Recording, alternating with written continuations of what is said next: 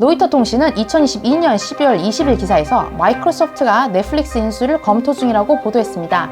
블리자드를 인수하려다가 반독점 규제에 걸린 MS가 넷플릭스를 인수하는 게 비디오 게임 스트리밍 서비스의 최적이라고 보고 있다는 거죠. 인수설은 그냥 썰로 무시한다고 해도 천하의 워렌 버핏도 손해를 보고 있는 최근 6개월간 70% 이상 폭등한 넷플릭스 주가를 보시면 성장성이 없으니 끝났다고 무시해버리기에는 이 기업의 특별한 비밀이 있어 보입니다. 넷플릭스의 주가가 앞으로도 계속 상승할 것인지에 대해 알아보려면 우리는 넷플릭스가 처음 시작된 1997년으로 돌아가 지난 25년 동안 이 회사가 어떻게 성장해왔는지를 알아봐야 합니다. 회사의 DNA를 파헤쳐보고 앞으로의 성장 동력까지 정리해볼게요.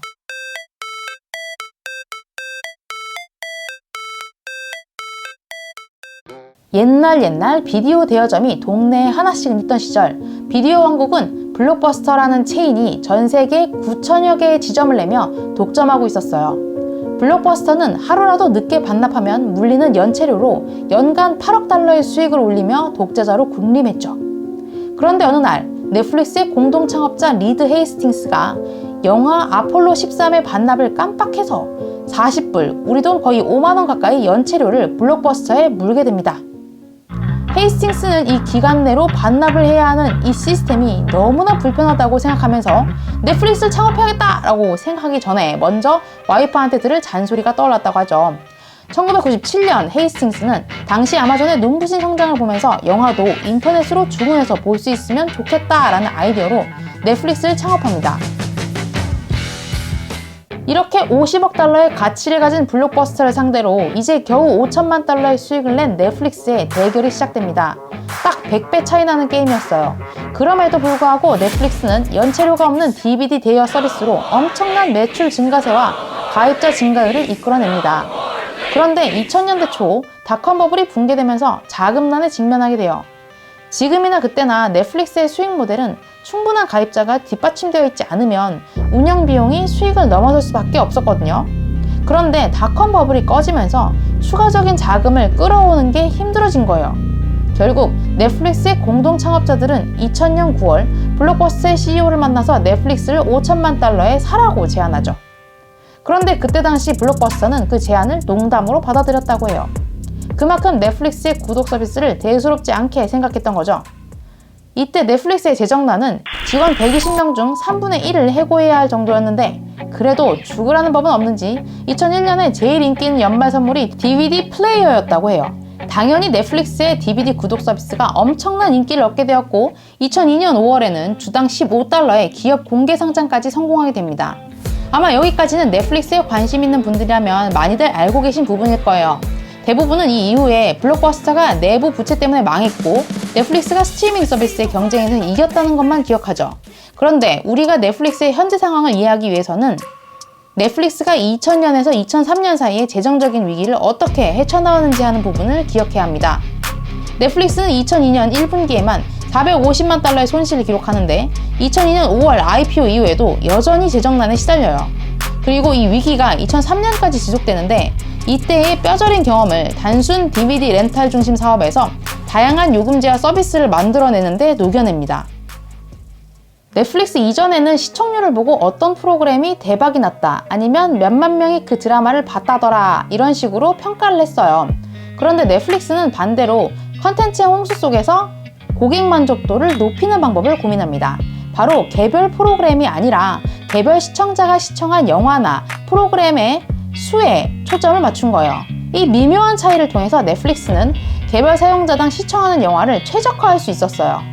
우리가 흔히 넷플릭스 추천이라고 알고 있는 시네매치라는 알고리즘은 영화 카탈로그, 구독자가 이미 본 영화에 부여한 평점, 모든 넷플릭스 구독자의 평점을 기반으로 한 특정 타이틀의 통합평점 등의 3가지 요소를 분석하고 추천한다고 알려져 있어요.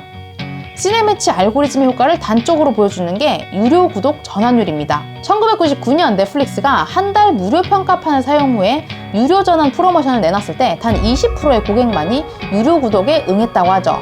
10년 후에 2009년을 보게 되면 90% 이상의 유료 전환율을 기록하는 데 성공해요.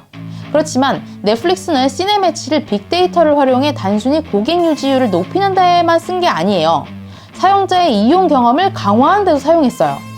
보통 우리가 넷플릭스에서 재밌는 시리즈를 하나 발견하면 주말 내내 몰아보거나 밤을 새서 보죠. 넷플릭스 이전에는 그렇게 몰아보고 더 이상 자기가 보고 싶은 영화가 없으면 구독을 해지했어요. 그런데 시네매치로 유사한 다른 시리즈를 추천받게 되면서 해지 대신 다른 영화를 보게 된 거죠. Oh, hello. I'd like to tell you about Netflix. 이렇게 DVD 대여 서비스가 빠르게 성장하고 있었는데 2007년 갑자기 인터넷 스트리밍 포맷인 워치나우를 출시합니다. 다들 미쳤다고 했어요. 왜냐하면 당시 미국에는 넷플릭스처럼 본격적으로 영화를 온라인으로 스트리밍하는 회사도 없었고 애초에 소비자 요구라는 것 자체가 존재하지 않았거든요. 2007년의 스트리밍 기술은 끔찍한 수준이었는데 가장 빠른 광대역 인터넷망에서도 고해상도 비디오에 전송이 안 돼서 전체 비디오 품질이 DVD보다 떨어졌어요. 게다가 애플 천국인 미국에서 윈도우를 실행하는 컴퓨터에서만 호환이 되고 사용자가 비디오 플레이어를 직접 다운받아야 했어요. 그리고 나서도 인터넷 익스플로러를 통해서만 작동이 되었다고 해요. 그만큼 아직 기술이 못 따라와주는 환경인데 갑자기 회사 수입의 대부분이 나오는 DVD 대신 스트리밍 중심으로 전환하겠다 발표를 한 거예요. 우리가 주식을 사놓고 막 오르고 있을 때는 팔기가 힘들잖아요. 사업도 똑같아요. 사실 이론적으로는 가입자 수가 증가하고 매출이 증가할 때에도 변화 추이를 확인하고 새로운 사업을 시작해야 한다고 하지만 이걸 실현에 옮기기는 쉽지 않거든요. 그런데 그걸 CEO인 헤이스팅스와 그의 팀이 해낸 거예요. 분명히 넷플릭스의 DVD 구독 서비스 가입자와 매출은 계속 증가하고 있었는데 최근 2년간 DVD의 판매가 정체기에 들어간 걸 확인합니다. 실제로 DVD 시장은 2007년에 4.5% 감소하죠. 그리고 헤이스팅스가 말합니다. DVD의 시대는 끝났다. 이 한마디와 함께 넷플릭스는 2007년 새로운 스트리밍 기술 개발에 4천만 달러 이상을 투자합니다. 그야말로 올인한 거죠. 당시 스트리밍할 수 있는 영화는 약 1000편 정도였는데 DVD에는 7만 편 정도가 있었다고 해요. 주가는 하락하고 시장의 평가도 안 좋았는데도 넷플릭스는 DVD 구독자를 기반으로 스트리밍 서비스를 강행합니다. 급기야 2009년에는 넷플릭스 스트리밍이 DVD 출하량을 추월하게 되죠. 이 회사는 애초에 DVD 렌탈이 최종 목적지가 아니었나? 그러면 스트리밍이 목적이었나? 넷플릭스의 목적은 자체 컨텐츠 파워를 갖는 데 있었어요. 넷플릭스 이전의 영화 산업은 제작사, 수입사, 배급사의 계층이 나눠져 있었어요. 중간 계층이 끼면 당연히 중간 마진이 계속 빠지게 되죠. 그런데 넷플릭스가 스트리밍 서비스를 하면서 컨텐츠를 자체 제작하면 영화 산업 자체를 자신들의 디지털 인프라에 수직적으로 통합하는 효과가 생겨요. 이제 넷플릭스는 배급사이고 판권까지 모두 지게 되는 거죠. 이게 바로 모두가 미쳤다고 말하던 스트리밍 플랫폼에 넷플릭스가 적극적으로 뛰어든 진짜 이유예요. 시장의 변화를 먼저 캐치하고 넷플릭스를 중심으로 시장을 재정의하면서 오늘날의 넷플릭스가 만들어진 거죠. 그런데 22년 1분기, 2분기에 가입자 증가가 둔화되면서 넷플릭스 주가가 폭락할 때 모두가 했던 이야기가 있죠. 디즈니 플러스, 아마존, 이제 애플까지 스트리밍에 뛰어드는데 넷플릭스의 성장은 끝났다 뭐 이런 논리였어요. 이번엔 넷플릭스가 어떻게 그 논리에도 불구하고 3분기에 화려하게 돌아올 수 있었는지, 그래서 주가가 70% 이상 치솟을 수 있었는지에 대해 이야기해 볼게요. 2007년 아마존 프라임 비디오 그리고 지금은 디즈니 플러스에 통합된 홀루가 출시됩니다. 아마존과 다른 스트리밍 서비스는 이미 2007년부터 넷플릭스의 경쟁 상대였던 거예요. 또 넷플릭스는 프렌즈나 크리미널 마인드와 같은 대형 시리즈를 평생 묶어두지 못할 거라는 걸 이미 2010년 전부터 알고 있었어요. 그래서 2012년부터는 본격적으로 넷플릭스 오리지널 시리즈를 만들기 시작합니다. 2013년에는 그 유명한 하우카, 바로 하우스 오브 카드 시리즈가 대박을 냅니다. 같은 해에 나온 오렌지 이즈 더 뉴 블랙은 넷플릭스에서 가장 많이 시청한 오리지널 시리즈로 이름을 올리죠. 넷플릭스의 주가는 구독자 수 증가에 연동하는 경향이 있는데 이 구독자 수를 이끌어내는 게 넷플릭스 오리지널 컨텐츠예요.